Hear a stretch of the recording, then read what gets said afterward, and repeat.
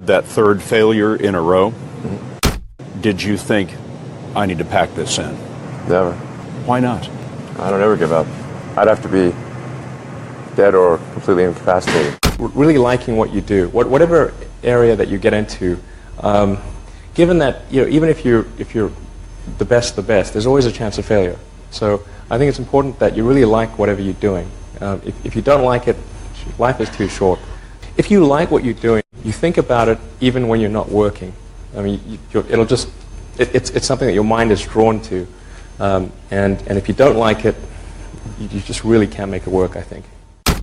So many people tried to talk me out of starting a rocket company. It was crazy. One good friend of mine collected a whole series of videos of rockets blowing up and made me watch those. He just didn't want me to lose all my money.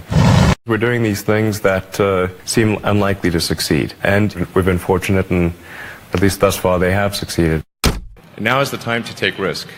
You don't have kids. As you get older, your obligations increase. So and once you have a family, you start taking risk not just for yourself, but for your family as well. It gets much harder to do things that might not work out. So now is the time to do that before you have those obligations. So I would encourage you to take risks now. Do something bold. You won't regret it. How did you figure you were going to start a car company and be successful at it? Well, I didn't really think Tesla would be successful. I thought we would most likely fail. But I thought that we at least could address the false perception that people had that an electric car had to be ugly and slow and boring like a golf cart. But you say you didn't expect the company to be successful, then why try? If something's important enough, you should try, even if the probable outcome is failure. You focus on signal over noise. A lot of companies get confused. They spend money on things that don't actually make the product better. For example, at Tesla, we've never spent any money on advertising. We put all of the money into R&D and manufacturing and design to try to make the car as good as possible. I think that's the way to go. For any given company, just can keep thinking about, are these efforts that people are expending, are they resulting in a better product or service? And if they're not, stop those efforts.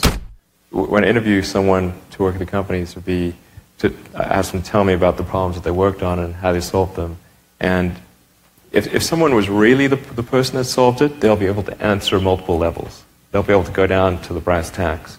And if they weren't, they'll get stuck. And then you can say, oh, this person was not really the person who solved it, because anyone who struggled hard with a problem never forgets it.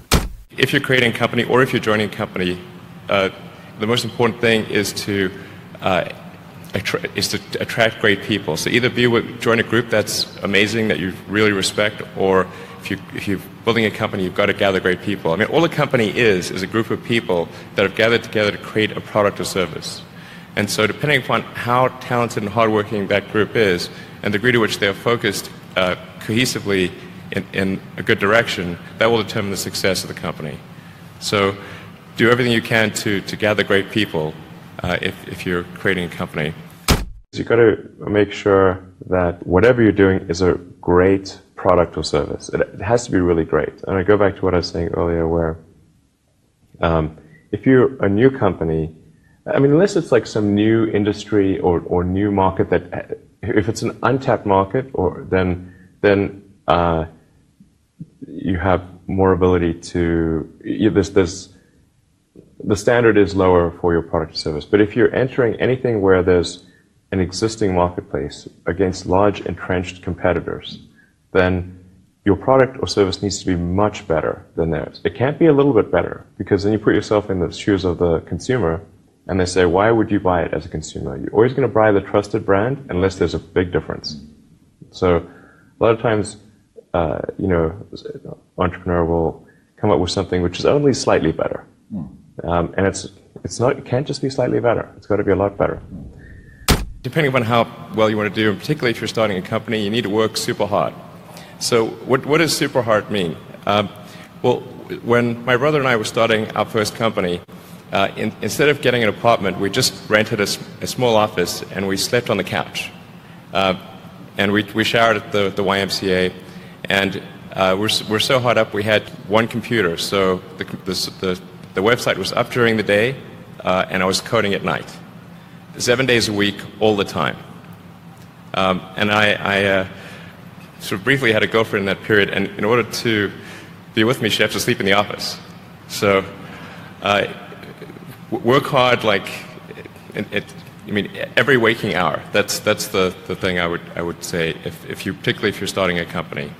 And I mean, if you do simple math, say like, okay, if somebody else is working 50 hours and you're working 100, you'll get twice as much done in the course of a year as the other company.